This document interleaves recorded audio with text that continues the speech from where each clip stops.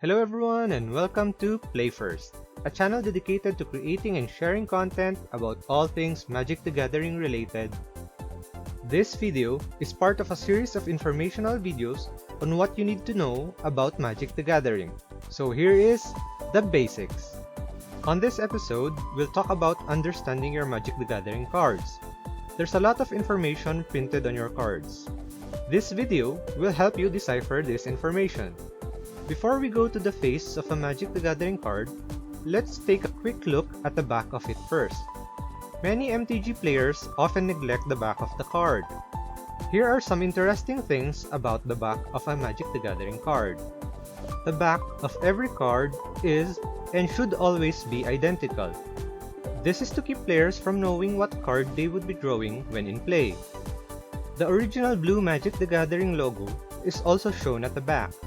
The words Deckmaster, the blue oval, and the faded brown texture emulate the cover of a book where all your spells are found. Another interesting fact about the back of a Magic the Gathering card is the presentation of the color wheel. The color wheel represents the 5 main colors of Magic the Gathering: white, blue, black, red, and green. These colors also represent the ideologies and philosophies embedded in the game. Let's talk about this more in another video where we highlight each color of the wheel. Flipping the card to its front reveals the face of the card. Immediately, we are able to see a piece of the world of Magic the Gathering.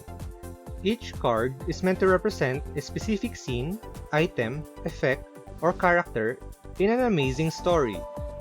A card also has definitive features which we will now be breaking down. But first, let us admire this beautiful illustration by artist Victor Adame Minguez. We start at the text on top of the card. Simple enough, this is the card name. For this example, we have Llanowar Elves.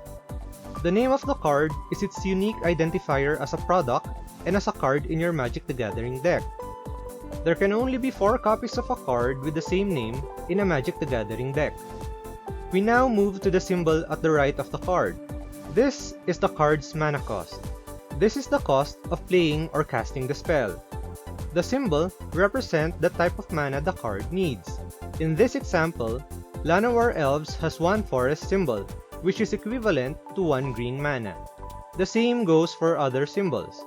We will be detailing this soon on another video about mana costs. Next, we have the type line. The type line is important to understand when playing a Magic the Gathering game. There are 2 bits of information found in the type line. This is the card's type and subtype. In this example, Llanowar Elves is a creature with a subtype of Elf Druid. Many effects in the game affect cards with a certain type or subtype. This is why we take note of this when playing. On the right, at the center of the card, we find the expansion symbol. This indicates what particular block or set the card is from. There are 2 major sets in Magic the Gathering: base or core sets and expansion sets. As the name implies, core sets are the base sets for tournament play and rotation. On the other hand, expansion sets drive the story for Magic the Gathering. These are often focused on themes or planes where expansions are grouped into blocks. As of the making of this video, there are 21 core sets and 85 expansion sets, the latest of which are Core Set 2021 and Zendikar Rising. There are also other special sets such as compilation sets, box sets, and supplemental sets, but we'll skip them for now.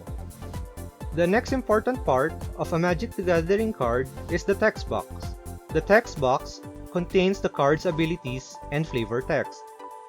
The card's ability text define what the card can do. In this example, Llanowar Elves' ability is to produce 1 green mana when tapped. In other cards, we also see flavor text. These are text which does not impact the playability of the card, but provides a good story narrative, an excerpt from a character, witty remarks, or sometimes just wanting to have a banana. For everyone watching this video, try and look up the card Gorilla Titan. At the lower left is the power and toughness for creature cards.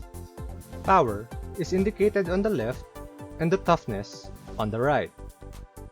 Power is the amount of damage a creature deals in combat. while toughness is the amount of damage needed to destroy the creature. Llanowar Elves is a 1/1 creature. It can deal 1 damage, and it only takes 1 damage to destroy Llanowar Elves. On the opposite side, we have the card number and artist info. Based on the card number, Llanowar Elves is the 168th card from a set of 269 cards in the Dominaria expansion. Indicated as well is the card's artist. For this version of Llanowar Elves, we have Victor Adame Minguez. This card is really beautiful. Additionally, there can be a letter in the right portion of the card number. This also states what type of card it is. Here, we have the letter P, meaning it is a promotional card which was given during an open house event.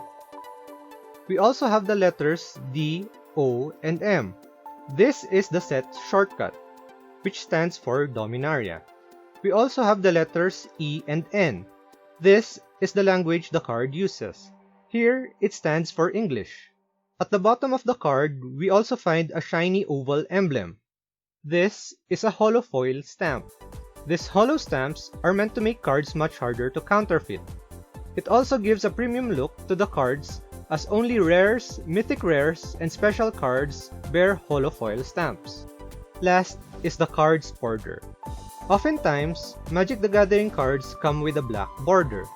Black bordered cards are tournament legal cards. Years back, Magic the Gathering cards also came with white borders. This was the case for cards in the core sets. Silver bordered cards are exclusive for parody sets, such as Unglued, Unhinged, Unstable, and Unsanctioned. These cards are not tournament legal.